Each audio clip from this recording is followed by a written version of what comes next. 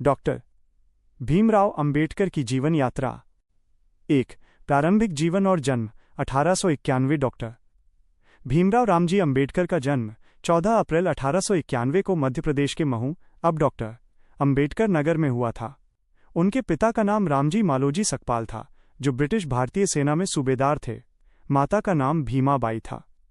वे अपने माता पिता की 14वीं और सबसे छोटी संतान थे। उनका परिवार महार जाति से संबंधित था, जिसे उस समय अछूत माना जाता था। 2. बचपन में छुआछूत का दंश। बालक भीम को बचपन से ही जातिगत भेदभाव का सामना करना पड़ा। स्कूल में उन्हें अन्य बच्चों से अलग बैठाया जाता था। पानी पीने तक के लिए किसी ऊंची जाति के व्यक्ति को घड़ा उठाना पड़ता था। शिक्षकों ने भी उनकी कॉपियां छूने से इनकार किया। सातारा में एक बार तांगेवाले ने जाति जानने के बाद उन्हें बैठने से मना कर दिया। इन अपमानों ने बालक भीम के मन में अन्याय के विरुद्ध लड़ने की भावना जगाई। 3. शिक्षा की शुरुआत और संघर्ष। उनके पिता रामजी सकपाल ने शिक्षा को बहुत महत्व दिया। 1900 में उन्हें सातारा के सरकारी स्कूल में दाखिला दिलाया गया। एक ब्राह्मण शिक्षक कृष्णाजी केलुस्कर ने उनकी प्रतिभा पहचानो और उन्हें गौतम बुद्ध की जीवनी भेंट की, जो उनके जीवन की दिशा बदलने वाला क्षण बना। 1907 में उन्होंने मैट्रिक परीक्षा उत्तीर्ण की और यह किसी महार जाति के व्यक्ति के लिए असाधारण उपलब्धि थी। 4. विवाह और उच्च शिक्षा। 1906 में मात्र 15 वर्ष की आयु में उनका विवाह रमाबाई से हुआ। 1912 में उन्होंने एल्फिंस्टन कॉलेज, मुंबई से स्नातक की डिग्री प्राप्त की। बड़ौदा के महाराजा सयाजीराव गायकवाड़ ने उनकी प्रतिभा देखकर उन्हें विदेश में पढ़ने के लिए छात्रवृत्ति दी। 5. कोलंबिया विश्वविद्यालय, अमेरिका। 1913, 1916, 1913 में वे न्यूयॉर्क के कोलंबिया विश्वविद्यालय पहुंचे। यहां उनके जीवन में एक नई रोशनी आई। अमेरिका में जाति का भेद नहीं था, वे स्वतंत्रता का अनुभव कर सके। महान अर्थशास्त्री जॉन डेवी उनके गुरु बने।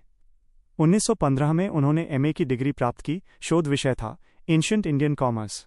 1916 में उनका शोधपत्र castes in India, there mechanism, genesis and development प्रस्तुत किया, जो जाति व्यवस्था पर एक क्रांतिकारी विश्लेषण था। 6.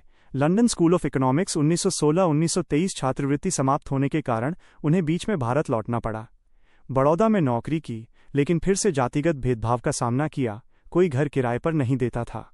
अपनी जमा पूंजी से 1920 में वे फिर लंदन गए।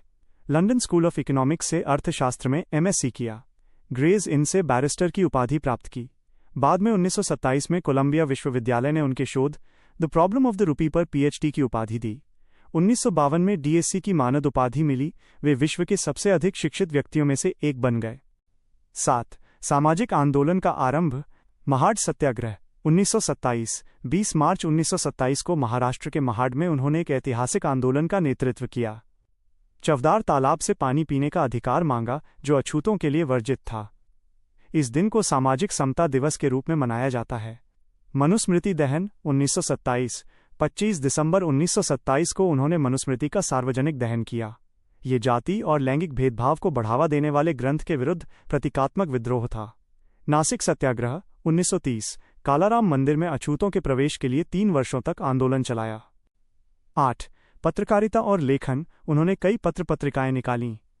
मूक नायक 1920, मूक लोगों का नायक। बहिष्कृत भारत 1927, समता 1929, जनता 1930। इन पत्रिकाओं के माध्यम से उन्होंने दलितों की आवाज को राष्ट्रीय मंच पर पहुंचाया। 9. गोलमेज सम्मेलन और गांधी से मतभेद।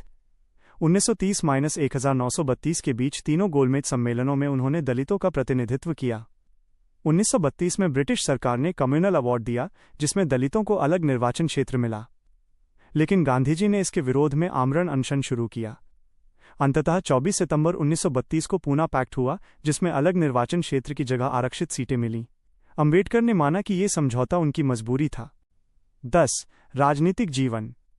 1936 में इंडिपेंडेंट लेबर पार्टी की स्थापना। 1942 में स्केड्यूल्ड कास्ट्स फेडरेशन बनाई। 1942-1946 तक वाइसराय की एग्जीक्यूटिव काउंसिल के सदस्य रहे। श्रम विभाग। 1956 में रिपब्लिकन पार्टी ऑफ इंडिया की स्थापना की नींव रखी। 11. संविधान निर्माण, सबसे बड़ा योगदान। 1947 में स्वतंत्रता के बाद उन्हें भारत का पहला कानून मंत्री नियुक्त किया गया। 29 अगस्त 1947 को वे संविधान मसौदा समिति के अध्यक्ष बने। लगभग 2 वर्ष 11 महीने 18 दिन की अथक मेहनत से उन्होंने विश्व का सबसे बड़ा लिखित संविधान तैयार किया, जिसमें शामिल हैं मौलिक अधिकार अनुच्छेद 12-35, समानता का अधिकार अनुच्छेद 14-18, छुआछूत की समाप्ति अनुच्छेद 17, अनुसूचित जाति जनजाति के लिए आरक्षण, महिलाओं को समान अधिकार, धर्मनिरपेक्षता और लोकतंत्र। 26 नवंबर 1949 को संविधान सभा ने इसे स्वीकार किया। 12 हिंदू कोड बिल और इस्तीफा। उन्होंने हिंदू कोड बिल तैयार किया जिसमें महिलाओं को तलाक का अधिकार, संपत्ति में हिस्सा, विवाह की स्वतंत्रता जैसे अधिकार देने का प्रयास किया, लेकिन संसद में इस बिल को पारित नहीं होने दिया गया। इससे क्षुब्ध होकर उन्होंने सितंबर 1951 में कानून मंत्री पद से इस्तीफा दे दिया। 13 बौद्ध धर्म की दीक्षा। अंतिम क्रांति वर्षों के चिंतन के बाद उन्होंने हिंदू धर्म की जाति व्यवस्था को अस्वीकार कर दिया। 14 अक्टूबर 1956 को नागपुर के दीक्षा भूमि पर लगभग 6 लाख अनुयायियों के साथ उन्होंने बौद्ध धर्म की दीक्षा ली। यह इतिहास का सबसे बड़ा सामूहिक धर्म परिवर्तन था। उन्होंने बौद्ध धर्म को चुना क्योंकि ये समानता का संदेश देता है, जाति भेद नहीं मानता, तर्क और विज्ञान पर आधारित है, भारत की मिट्टी से जन्मा धर्म है।